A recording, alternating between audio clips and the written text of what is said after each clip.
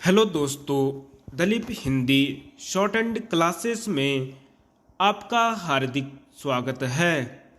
दोस्तों, आज की डिक्टेशन दैनिक जागरण की संपादकीय डिक्टेशन है।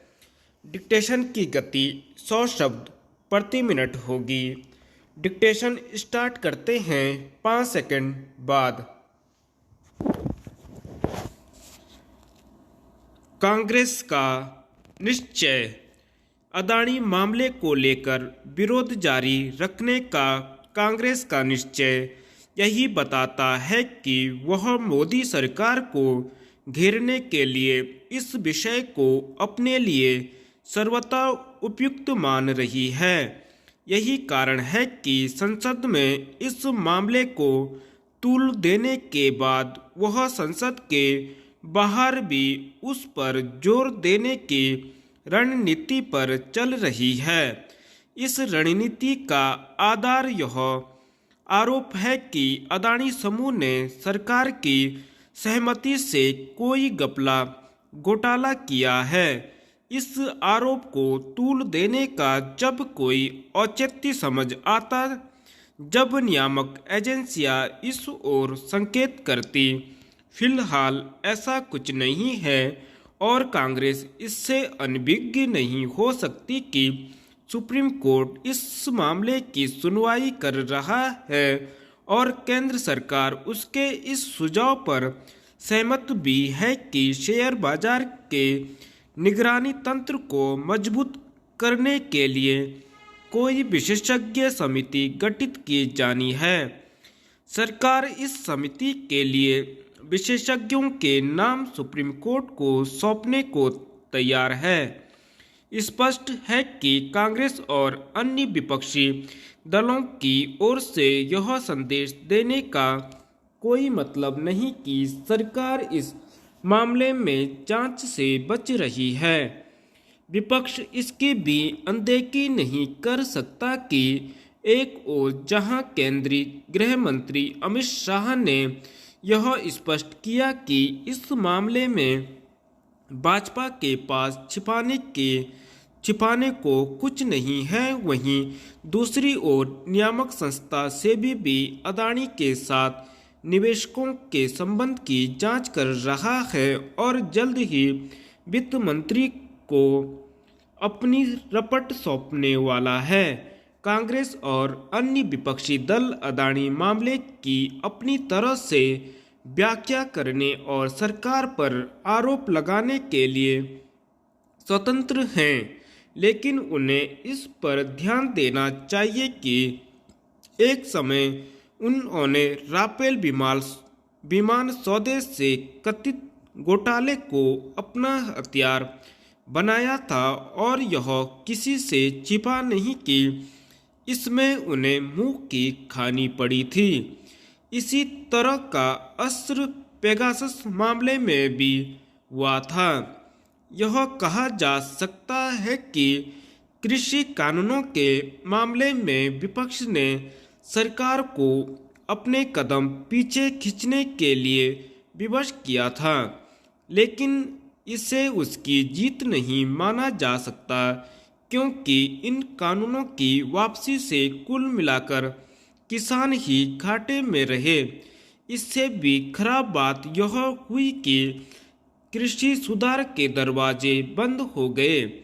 निसंदेह अदानी मामले को लेकर उठे सवालों का जवाब सामने आना चाहिए, लेकिन यदि कांग्रेस यह मान रही है कि संयुक्त संसदीय समिति यानी जेपीसी यह काम अच्छे से कर सकती है तो यह सही नहीं।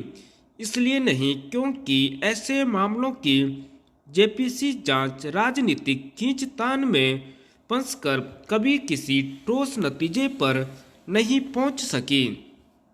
अच्छा हो कि कांग्रेस यह समझे कि अदानी समूह सरीके मामलों की जांच संबंधी नियामक एजेंसियों को ही करनी चाहिए। सकारात्मक कदम। उत्तराखंड में राजस्व पुलिस के स्थान पर नियमित पुलिस की तैनाती करने की जो प्रक्रिया सरकार ने शुरू की है, उसकी लंबे समय से आवश्यकता महसूस की जा रही थी। राज्य के करीब 60% से अधिक क्षेत्र में कानून व्यवस्था की जिम्मेदारी राजस्व पुलिस के पास ही है। पटवारी कानूनगों के पास राजस्व के पास साथ ही पुलिस का अतिरिक्त काम भी रहता है। ऐसे में कानून व्यवस्था बनाने की चुनौती बनी रहती है। अब सरकार चरणबद्ध ढंग से प्रदेश में राजस्व पुलिस के स्थान पर नियमित पुलिस को तैनात कर रही है। राजस्व क्षेत्रों में 6 नए थाने और 20 पुलिस चौकियां खोली गई हैं। नियमित पुलिस के दायरे में अब प्रदेश के 1351 राजस्व गांव और आ गए हैं। इनमें से 661 गांव पुलिस थाने और 696 गांव 20 चौकियों के अंतर्गत शामिल किए गए हैं।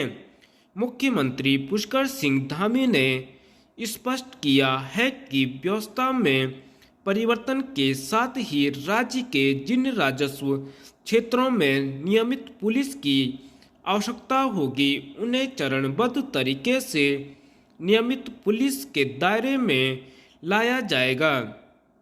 सुरक्षा व कानून व्यवस्था बनाने के लिए सरकार हर संभव कदम उठाएगी। सरकार ने कानून व्यवस्था पुख्ता बनाने के लिए जिस तरह राजस्व क्षेत्रों में नए थाने चौकी स्थापित करने की नीति अपनाई है, उससे यह संदेश तो गया है कि सरकार कानून व्यवस्था के मोर्चे पर गंभीरता से काम कर रही है। नियमित पुलिस की तैनाती से अधिक तत्परता से पीड़ित को न्याय मिल सकेगा।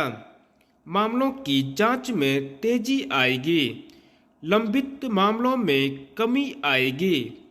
राजस्व पुलिस की तुलना में नियमित पुलिस दक्षता के मामले में भी बेहतर होगी।